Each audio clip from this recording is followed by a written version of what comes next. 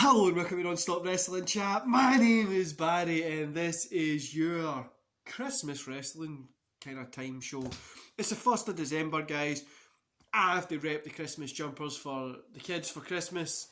I'm still working out how I'm going to sit, 'cause I've got the tree here, that's the window, that's another kind of couch in the office, and that's the mirror.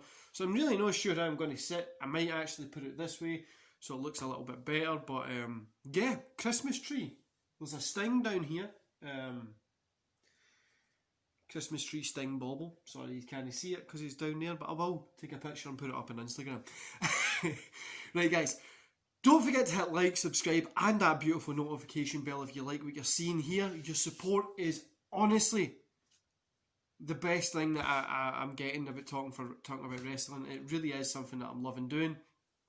And I've decided I'm definitely going to be doing a giveaway at 100 subs. 100% we'll definitely be doing that giveaway. So let's work it, guys. We're on the road to the 100, so keep it going. Share this where you can, promote it where you can, and let's get into today's show. So we kick off Raw with Alexa Bliss in the middle of the ring. Kind of for a moment of bliss, but yeah. I rolled my eyes the minute I seen this. The guest was Randy Orton. It was what it was. It advanced the Fiend and Orton feud thing, but that's about it. Eli versus Jeff Hardy. The winner was Jeff Hardy. 2 stars. Just there was a little bit more action in this than I expected. Sorry guys, I'm sitting on the floor and it's fucking uncomfy. There was a little bit more action than I expected in this, but 2 stars, it really just missed the point. These guys don't work in the ring together really, and it really kind of just missed the point for me. Then we had a Retribution segment promo thing that was just a waste of time. We get Slapjack versus Ricochet. I'm not even going to rate this, guys. What the flying flamingo was this? It was terrible. It really was terrible. Ricochet stood out as always. He's always a good worker and he always looks good, but really, him against 4 people and he was holding his own. Let's all be honest here, that wasn't worth it at all. The Miz and John Morrison are in the middle of the ring for Miz TV. These eyes are made for rolling. I fucking rolled them hard here. I was like, why did they keep doing this? The Miz and Morrison invite out Sheamus. Things happen, they kind of rabble on a little bit. Miz attacks Sheamus, stuff like that, and it's obviously just going to set up for Miz Morrison versus Sheamus and Drew later on in the night. The next match we had was Lana and Ahsoka versus Nia Jax and Shayna Baszler. 1 star, guys. And the reason I gave it 1 star was because Ahsoka was in it.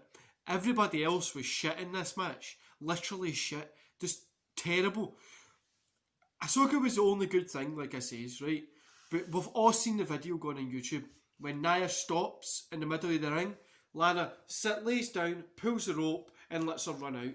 What the fuck? Are you that stupid that you can't work that together? If you're watching an indie show or something like that, maybe you'll let it by, right?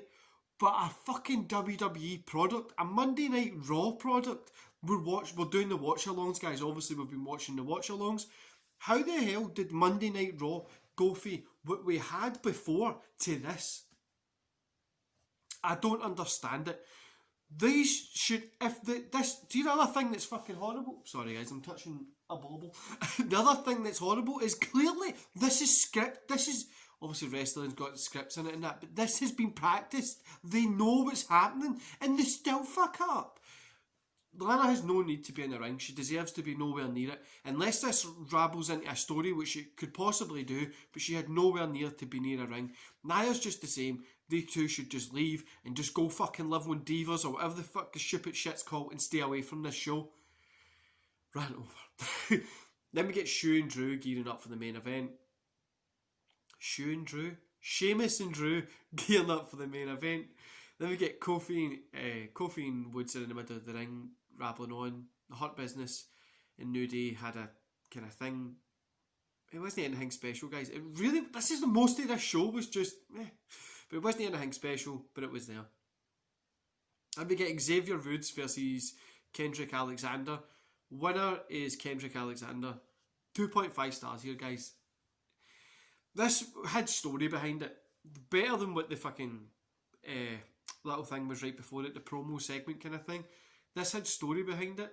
I'm enjoying what's happening with these guys, but it's just nothing that I'm interested in, to be honest with you. It was okay work in the ring. It was like a 5-minute match, but it was okay work, and it's nothing special. Then we get Matt Riddle versus Keith Lee versus AJ Styles. Come on, guys. Give that a round, because that was fan-fucking-tastic. I'm sorry for swearing. This honestly was awesome. This is what we want, WWE. We want the big guys like Drew and Roman and stuff like that to be doing their thing like they're doing, and we want these guys to be putting on fucking... I gave this 3 stars, right? But it could be higher. 3 4-star matches. It was a great match. We get obviously normally do it on a weekly basis, but this was a great match. Ending was a bit fishy. I didn't really like it, but everything else was awesome. Then we had Dana Brooke versus Maya. Dana Brooke picked up the win.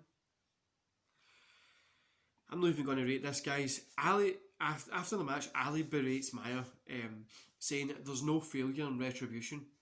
He's clearly not been watching the show. All they've done is fail. Even on this show, they've failed. All they've done, the whole Retribution thing, has been a continuous failure. Then we get The Miz and John Morrison versus Sheamus and Drew McIntyre.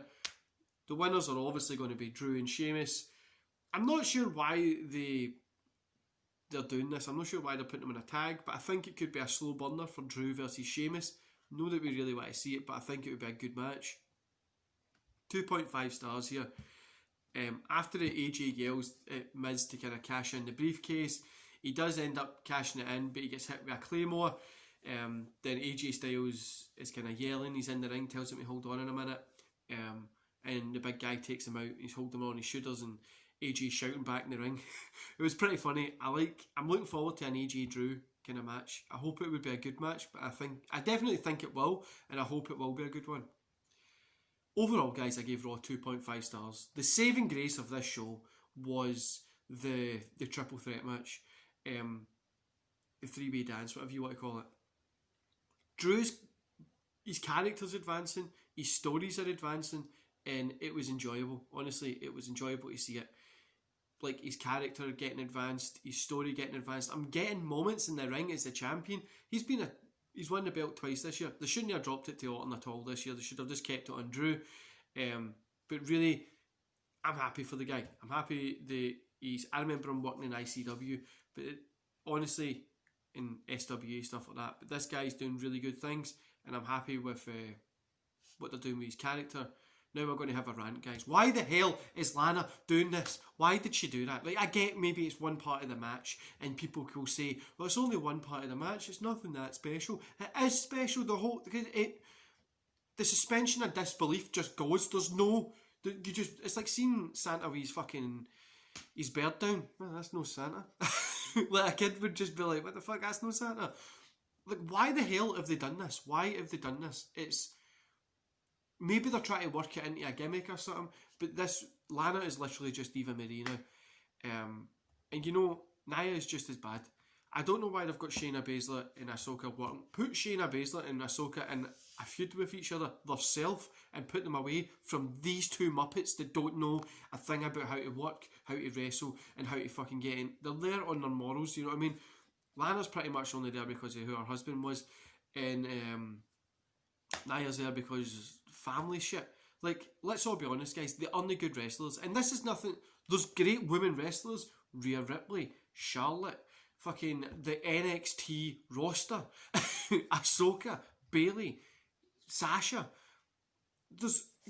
I like Baszler, so I'm going to say her too, but there's a whole bunch of great women. Why are these guys getting screen time? Fucking bring up Rhea Ripley, who was at WrestleMania against Charlotte. Bring her up and give her something with Ahsoka or something like that. I don't know. This just isn't for me anymore.